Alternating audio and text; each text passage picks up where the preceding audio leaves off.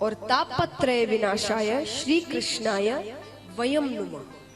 3 तरह के ताप होते हैं, भगवान उन तीनों तरह के तापों से हमें मुक्त करते हैं, दैहिक, दैविक और भौतिक।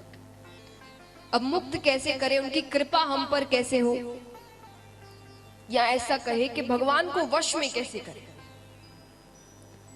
चलिए, भगवान तो बहुत ज्यादा हम दूर चले गए, मुझे बताइए आप इंसानों को वश में कैसे करोगे।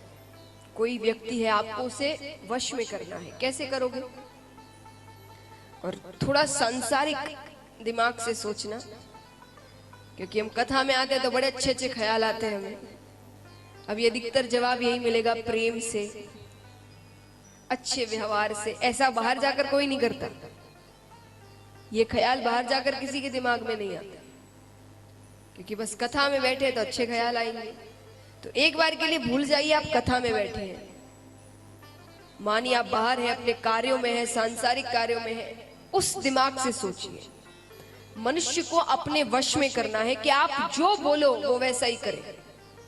कैसे करोगे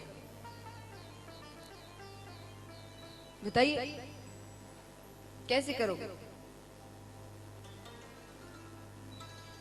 नहीं पता, उसकी कोई कमजोरी पकड़ लो, है कि नहीं। किसी व्यक्ति की कोई कमजोरी पकड़ लो, वो कमजोरी आपके हाथ में आ गई तो आप जैसा कहोगे वो वैसा ही करेगा, है कि नहीं। भगवान की कमजोरी क्या है, वो तो सर्वशक्तिमान है, उनकी कोई कमजोरी हो सकती है। उनकी भी एक कमजोरी है, वो भक्त को रोते हुए नहीं देख सकते, बिल्कुल नहीं। ये मैं नहीं कह रही, वो खुद कहते हैं। भगवान कहते हैं कि सन्मुख होए जीव मोहि जबहि, कि एक बार अगर जीव मेरे सामने खड़ा हो जाए, रोते हुए मुझे पुकार ले कि नाथ मैं आपका हूं, मैंने करोड़ों पाप किए होंगे, गलत कार्य किए होंगे, लेकिन अब मैं आपका हूं।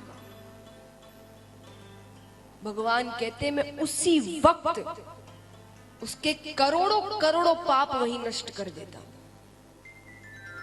मेरे सामने आ जाए। कि सन्मुख होए जीव मोहि जबहि, जन्म कोटि अदना सही तभी नष्ट कर देता हूं।